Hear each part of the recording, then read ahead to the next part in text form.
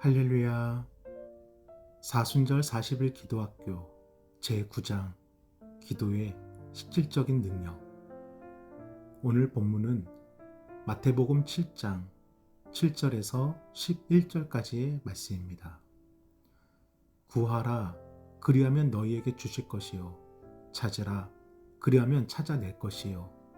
문을 두드리라, 그리하면 너희에게 열릴 것이니 구하는 이마다 받을 것이요, 찾는 이는 찾아낼 것이요, 두드리는 이에게는 열릴 것이니라. 너희 중에 누가 아들이 떡을 달라 하는데 돌을 주며 생선을 달라 하는데 뱀을 줄 사람이 있겠느냐? 너희가 악한 자라도 좋은 것으로 자식에게 줄 알거든. 하물며 하늘에 계신 너희 아버지께서 구하는 자에게 좋은 것으로 주시지 않겠느냐? 아멘.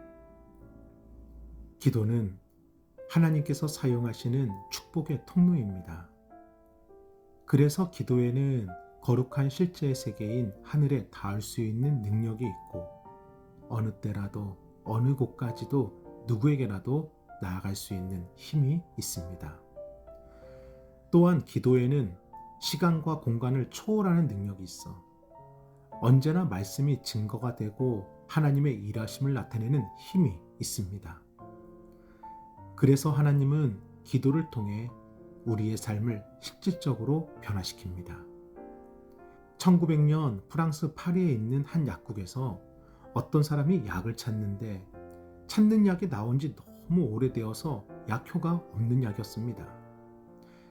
약제사 후에는 약효가 없어 약을 팔 수 없다 말하였지만 손님은 괜찮다고 그 약은 틀림없다 하며 무리해서 약을 사갔습니다. 그리고 며칠 후 약을 사갔던 손님이 다시 오시더니 너무 고맙다고, 주신 약 덕분에 병이 나았다고 인사를 하는 겁니다. 약제사 후에는 황당했습니다. 분명 약이 오래돼서 약효가 없는 약이었는데 어떻게 그 약을 먹고 병이 나았다는 것인지. 약제사 후에는 그 원인에 대해 깊이 생각하였고 내린 결론은 환자의 확신이었습니다. 즉, 약이라는 물질이 병을 낫게 한 게 아니라 환자의 강한 확신이 병을 낫게 했다는 것으로, 이것은 훗날 약제사의 이름을 따 에밀 쿠에의 방법, 자기 암시 효과가 되었고 지금도 정신과 진료에서 널리 쓰이고 있습니다. 그런데 우리에게는 이것과 비교도 할 수 없는 하나님이 주신 놀라운 능력의 도구가 있습니다. 그것이 바로 기도입니다. 기도는 자기 암시 효과가 아닙니다. 하늘에 닿을 수 있는 능력이고 어느 곳 누구에게라도 나아갈 수 있는 힘이고 말씀의 생명과 하나님의 일하심을 나타내는 증거입니다. 7년 전 목회 세미나에서 아내와 함께 참석한 일이 있고 그때 처음으로 스키를 탔는데 스키가 참 어렵더라고요. 스키를 탄 것보다 넘어진 것이 더 많았는데 문제는 세미나 이후에 허리를 제대로 펴지를 못하는 겁니다. 도저히 참을 수 없어 병원에서 진료를 받았는데 허리 디스크가 다 녹았고 이것은 시술이든 수술이든 바로 조치하지 않으면 위급하다는 것입니다. 그런데 수술 비용이 만만치가 않더라고요. 당시 형편으로는 도저히 감당할 수 없는 금액이었기에 할 수 없이 그냥 집으로 돌아왔고 그날 새벽부터 매일 허리를 붙잡고 기도했습니다. 주여, 은과 금은 저에겐 없거니와 나와 함께 하시는 예수 그리스도의 이름으로 기도하오니 일어나 걷게 하여 주옵소서. 매일 새벽마다 허리를 붙잡고 기도했습니다. 그렇다고 편히 쉬거나 어떤 진료를 받으면서 기도했던 것이 아닙니다. 낮에는 교회 사역을 하고 새벽에는 차량 봉사를 하고 그리고 새벽에 기도만 했습니다.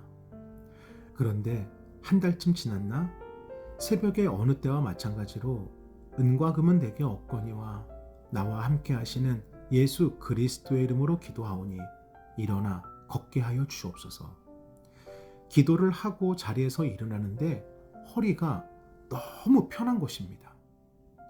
순간 너무 놀라서 허리를 이리저리 돌려보았는데 어제 밤까지만 해도 아팠던 허리가 씻은 듯이 나은 것입니다. 그리고 지금도 그 허리를 붙잡고 새벽마다 기도합니다. 주여, 종의 허리를 하나님의 영광과 교회의 덕이 되도록 사용하여 주옵소서. 사랑하는 여러분, 목사가 기도해서가 아닙니다. 누가 기도하던 그 기도가 능력이고 힘이고 증거가 됨을 하나님께서는 반드시 보여주시며 기도가 우리의 삶을 실질적으로 변화시킵니다. 그래서 오늘의 주제는 기도의 실제적인 효과입니다. 기도한다는 것은 기도의 대상이 있다는 것이고, 기도의 대상이 지금 내가 겪고 있는 문제를 해결해 줄 것이다, 이 사실을 믿는다는 것입니다. 그래서 기도는 문제를 통해 나와 기도의 대상과의 깊은 연대감을 갖게 하는데, 이것이 문제 해결의 길을 찾게 해줍니다. 학교 다닐 때 등록금을 제때 내질 못해 매번 교무실에 불려가던 가난한 학생이 있었습니다. 그에게는 음악에 대한 소망과 재능은 있었지만 결국 어려운 가정 형편에 대학 진학을 포기하게 됩니다. 그럼에도 늘 하나님을 예배하며 믿음으로 삶을 살았기에 하나님께서 품게 해주신 음악에 대한 소망과 달란트를 결코 포기하지 않았고 매일 기도로 음악을 할 수 있는 길을 찾았습니다. 그러다 정말 어렵게 주변 사람들의 도움으로 음악을 위해 미국으로 건너가게 됐는데, 단돈 $40가 전부였던 그에게 미국의 삶은 더 큰 시련과 어려움이었습니다. 그래서 그럴까요? 막막한 현실 속에서 그의 유일한 빛은 항상 기도였고, 그는 늘 그랬던 것처럼 미국에서도 기도로 자신이 가야 할 길을 찾고자 했습니다. 그런데 그런 그에게 기적 같은 일이 일어났습니다.